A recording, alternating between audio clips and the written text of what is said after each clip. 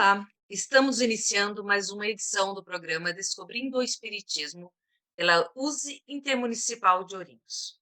Nosso objetivo é abordar temas ligados à sua vida, analisando sistemas com base nos postulados da doutrina espírita e no Evangelho de Jesus, para que assim você possa aprender e fortalecer sua fé.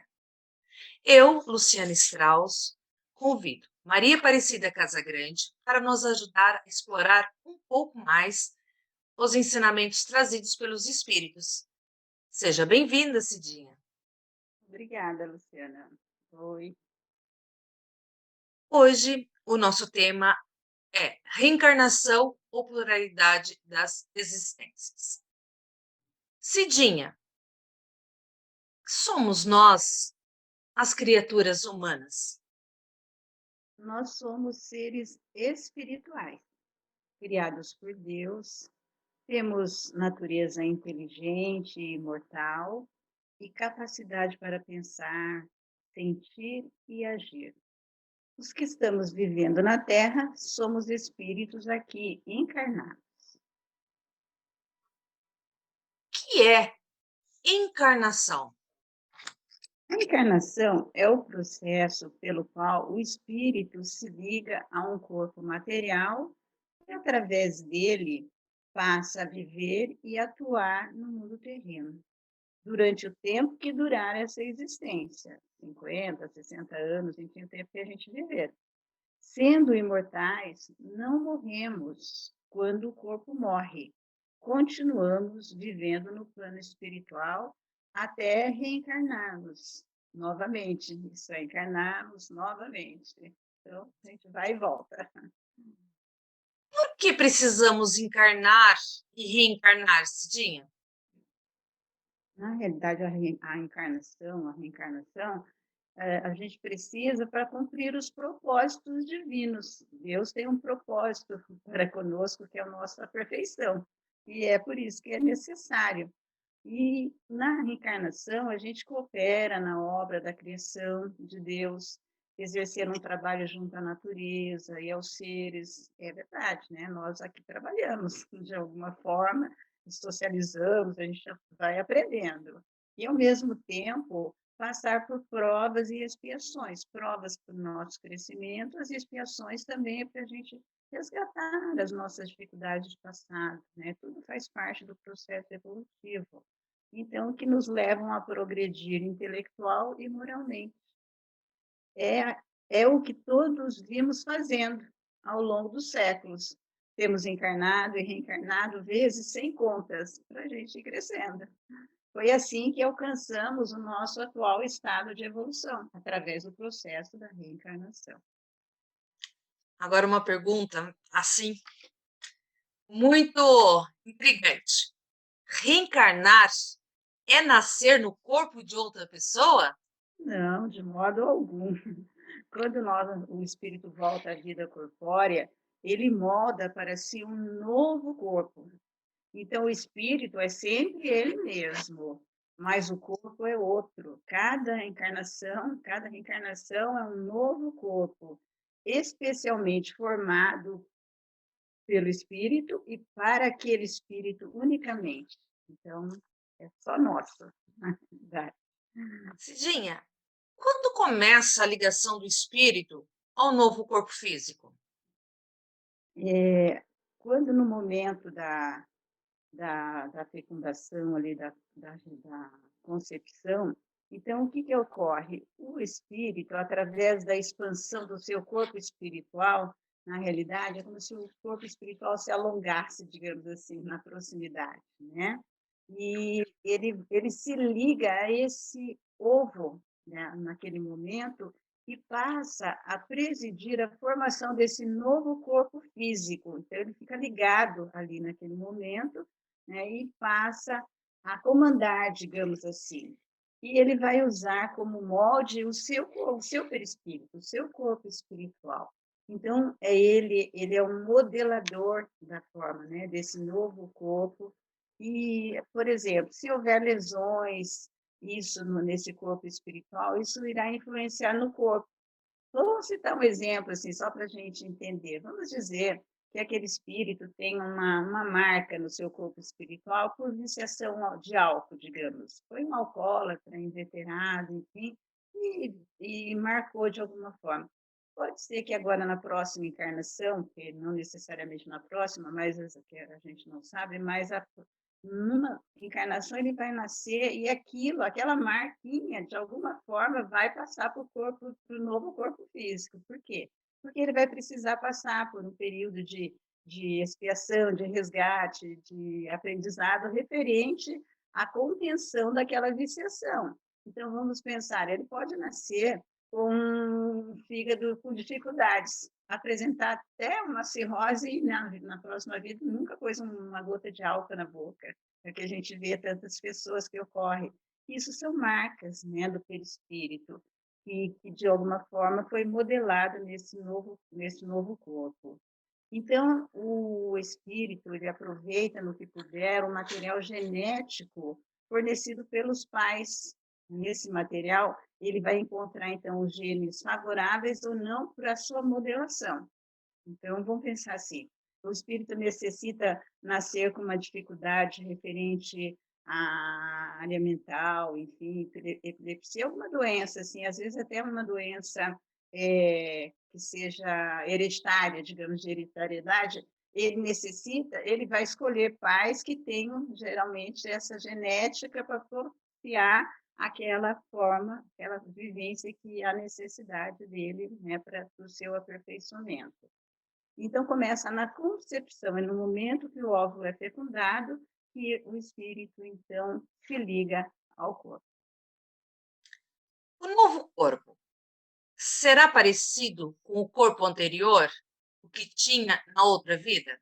Não, na realidade, pela força da hereditariedade, ele vai ter os traços do pai ou da mãe, né? Esse novo reencarnante, ele será parecido com eles ou com seus avós, é o que a gente vê, né? Na coisa, ele é tão parecido com o avô, com coisa, mas é por causa da hereditariedade, né? Nesse novo corpo aí. E se o corpo formado por deficiente e doentio?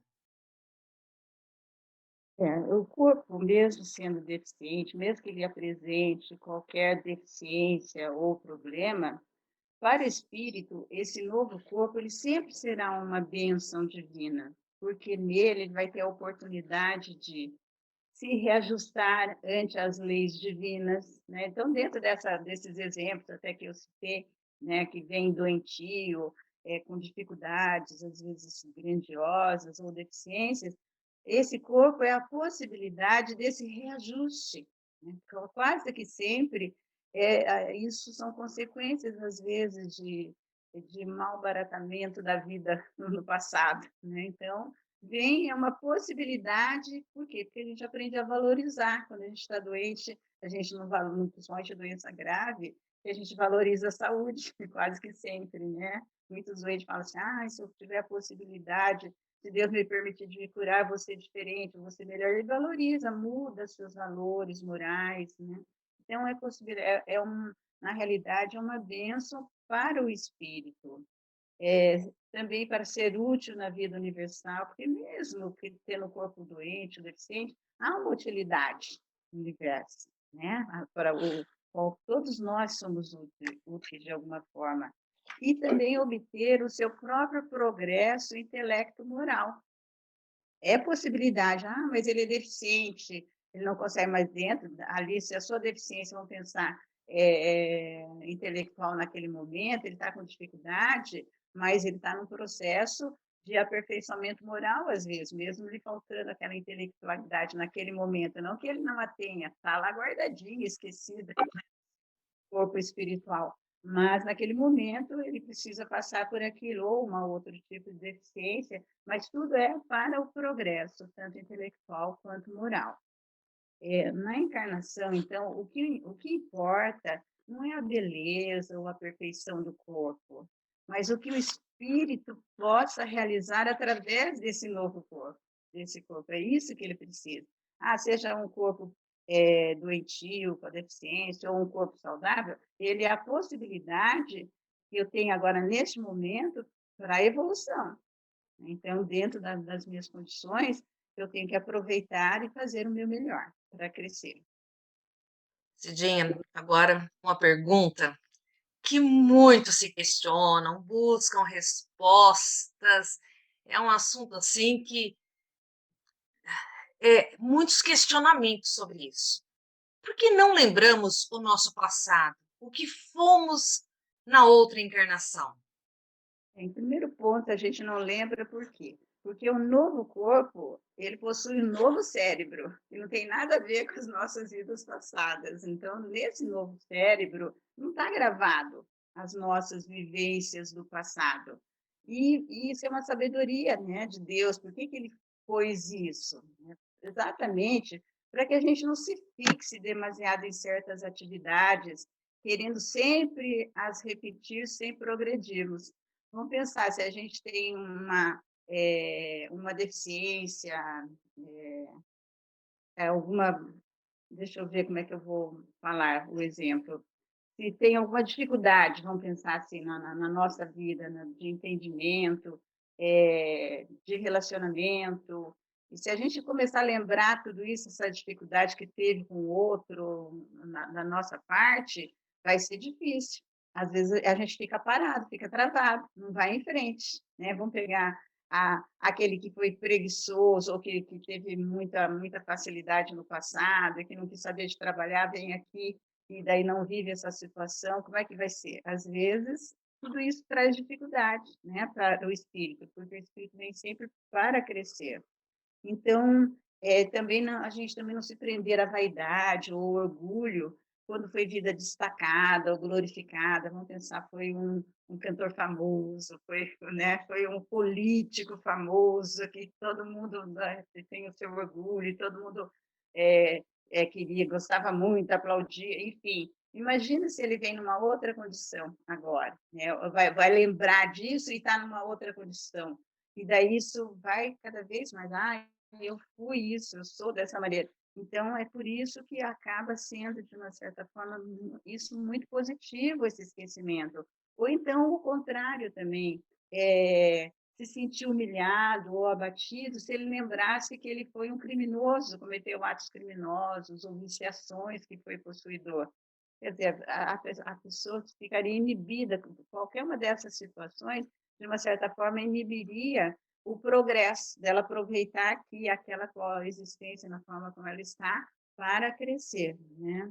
E também as outras pessoas não nos aplaudam ou exijam pelo ontem, né? Aquele que foi famoso, nos lembrar, falar, mas você foi um bom polícia, você tem facilidade disso, vamos dizer, né? E exigir ou aplaudir, e também nem nos negar a oportunidade de recomeçar, né? Porque se a gente lembra, está numa posição social totalmente diferente, uma postura totalmente diferente agora e lembrar do passado, e o outro falar assim, não, mas você é capaz, né? Ou então falar, não, hoje você não é nada, não dá possibilidade, não, nessa forma você não vai crescer.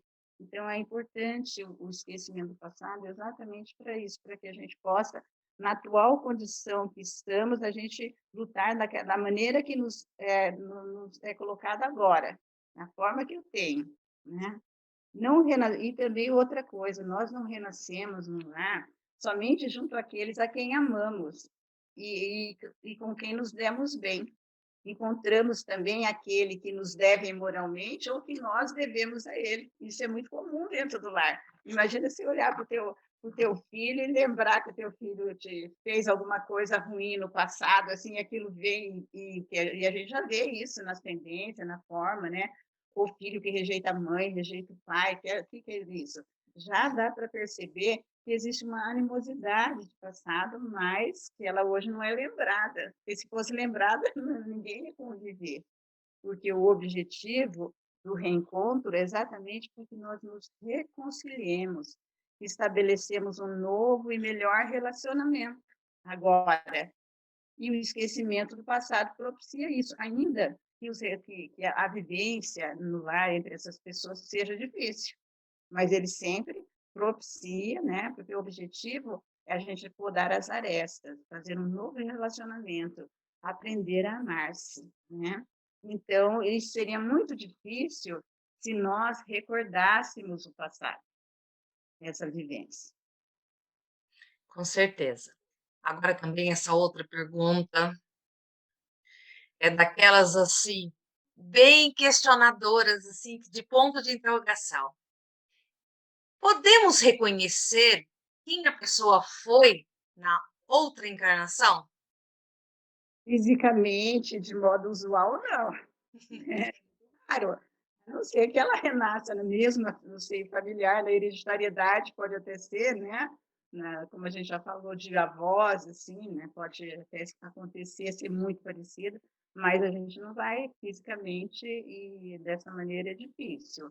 Mas nós vamos, né, aprender a reconhecer com as tendências e as aptidões que a pessoa revele, as qualidades, os defeitos que ela seja dotada, pode fazer a gente perceber em que área do conhecimento ou da ação humana que ela já teve experiência, qual o progresso que ela já alcançou, né. Então é muito comum, às vezes, a gente se deparar com pessoas que eu gosto de citar esse exemplo de um pedreiro na construção civil, né, que conhece muito, faz, assim, o trabalho, faz super bem e, às vezes, dá um banho em cima de engenheiro e ele não fez faculdade nenhuma de engenharia, né, e ele vem e ali e faz o seu trabalho com tranquilidade. Uma costureira que às vezes nem faz o curso, nada, alguém dá um toquezinho, ela é uma exímia costureira. O que é isso? São as habilidades, as aptidões e as tendências, né, do lado moral, a tendência, tem tendência para ficar bravo demais, agressivo demais ou calmo. Essas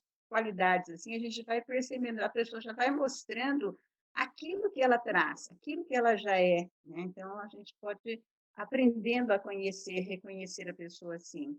Então essas características pessoais, elas retratam a atual situação intelecto-moral daquele espírito, porque não resultam da educação nem do meio ambiente, é isso que eu falei, né. O meio ambiente, às vezes, não é propício para o pedreiro que não pôde fazer a faculdade de engenharia, não tinha educação, às vezes o meio ambiente também não era propício para ele fazer, ele não teve condições, mas ele apenas está ali, está mostrando, porque isso, o meio ambiente, a educação, eles apenas favorecem ou não a manifestação dessas aptidões, né. Então, se o pedreiro tivesse tido condições, por exemplo, de fazer a sua faculdade de engenharia, de alguma forma tivesse sido propício, ele seria muito melhor, digamos assim, teria ido com muita facilidade, né, digamos, para A desenvolver. evolução seria maior ainda, né? É. Cidinha, quantas vezes o espírito reencarna para habitar um mundo corpóreo? É quando ele vai encarnar quantas vezes forem necessárias para o seu completo progresso, tanto no intelecto quanto no moral. Então, são muitas, porque o espírito progride lentamente, a gente caminha devagar, né, moralmente, né, intelectualmente a gente até desenvolve, mas moralmente nós somos mais lentos. Então, através dos séculos e milênios, então nós já vivemos muitas encarnações, haveremos de viver muitas outras para o aperfeiçoamento. Quando é que o espírito deixa de reencarnar? Ele deixa de reencarnar, então, quando ele alcança tal grau de evolução que não precisa mais da vida corpórea, nem vai depender dessa vida para existir, realizar sua função na vida universal e continuar no seu progresso pessoal. É o caso dos espíritos puros. Quando é espírito puro, a gente não precisa mais do corpo físico, porque a gente já aprimorou, né? Já aprendeu, porque o corpo físico na realidade, é para que a gente vá passando pelas experiências e o aperfeiçoamento para ir adquirindo a nossa perfeição, né? A nossa evolução espiritual. O espírito puro já alcançou tudo isso, não precisa mais de um corpo carnal. Chegamos ao encerramento do programa Descobrindo o Espiritismo. Cidinha, muito obrigada por compartilhar os conhecimentos espíritas conosco. Obrigada a você, Luciana. Até a próxima. Nos despedimos desejando que as bênçãos do Senhor permaneçam em todos os corações Que a paz de Jesus esteja conosco, hoje e sempre. Se você gostou, curta e compartilhe.